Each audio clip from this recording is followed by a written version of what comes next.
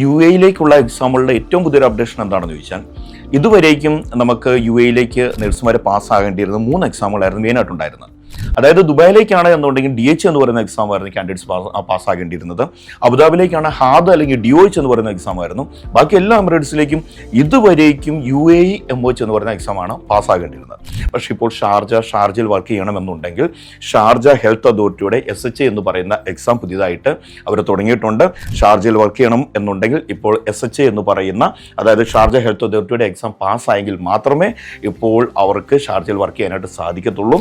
UAMOH എന്ന് പറയുന്ന exam Dubai, Abu Dhabi, Sharjah ഒഴിച്ച് ബാക്കി എല്ലാ എമിറേറ്റ്സിലേക്കും അവർ പാസ്സാകേണ്ടത് ഇപ്പോൾ UAMOH എന്ന് പറയുന്ന എക്സാമാണ്. കുട്ടികൾ ചോദിക്കുന്ന മറ്റൊരു ക്വസ്റ്റ്യൻ കൂടെയുണ്ട്, SHA എഴുതാൻ വേണ്ടിയിട്ട് എന്താണ് അതിൻ്റെ ക്രൈറ്റീരിയ എന്നുള്ളത്. ബാക്കിയുള്ള UAയിലേക്കുള്ള എക്സാം എഴുതുന്ന പോലെ തന്നെ ഫ്രഷേഴ്സിന് വേണമെങ്കിൽ ഷാർജ ഹെൽത്ത് അതോറിറ്റിയുടെ SHA എക്സാം എഴുതാം.